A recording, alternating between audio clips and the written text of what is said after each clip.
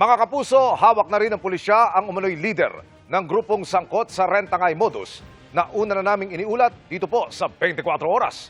Hindi na itago ng mga biktima ang galit ng makaharapang suspect. Narito ang eksklusibo kong pagtutok. Kapal niyan. 7 million utang mo sa akin. Kahit pamalamok at brownout sa istasyon ng pulisya, magdamag na binantayan ng mga complainant ang ipinahuli nilang babae na tumangay umano sa mga pinaparenta nilang mga sasakyan. Buhay pa pala yan? Buhay pa. Ba't ka nagtatakip ng buka? Hoy! Kapal na mukha niyan. Hindi na itago ng mga biktima ang gigil nila sa suspect na si alias Berlin. Sobra ka, pinahirapan mo ako. Ano ngayon? Ano ngayon sasabihin mo? Inalis po namin kayo. Ating tapa. Sa bisa ng warrant of arrest sa mga kasong may kinalaman umano sa carnapping, inaresto ng PNP Highway Patrol Group ang suspect. Pagka ikaw nanloloko, yung mukha mo sa amin. Nakaprenda. Ngayon naman, nandito na kami, ba't nagtatago ka? Siya ang itinuturong leader umano ng isang grupo na nasa likod ng umano'y rentangay modus. Actually, sir, siya po talaga yung pinaka-big star eh. Ang dami po niyang mga sasakyan na talagang dinismanta, sir. Na pinagbebenta niya po, sir, using mga fake ORCR. Parang pinapalabas niya is mga sasakyan niya yon na mga sinalo niya and then binabuy and sell niya po. Gagamitin po niya ang kanyang litrato sa mga peke pong identification card para po makapaglabas po ng mga sasakyan. Papalitan niya na lahat ng mga dokumento.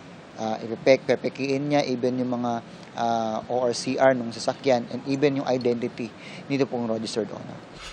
Una nang nahuli ang dalawa sa iba pang mga kasabwat umano ni alias Berlin na una na rin naming naipalabas dito sa 24 oras. Pagka piyansa, gagawa na naman ng paulit-ulit ng mga senaryong kagaya nito. Luckily, through certain validation and verification, nalaman din po kagad natin yung kinaroroon na itong tao na ito.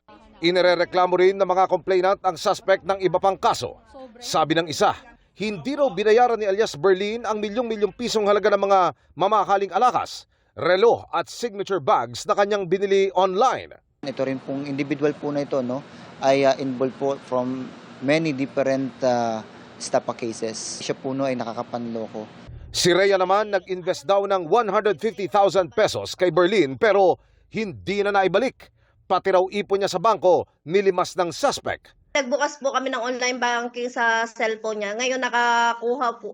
Binigay ko po sa kanya yung password ko. Nung mag-withdraw po ako, wala na po yung wala nang laman. Sabi kong gano'n, hindi ka, sa'yo ko lang naman ho binigay yung password ko. Bakit nawala ang pera ko? Sabi niya, hindi niya daw alam.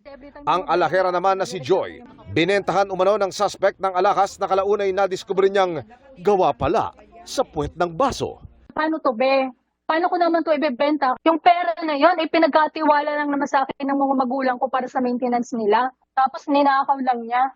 No comment ang suspect na ngayon nasa kustodiya na ng PNP Highway Patrol Group Laguna.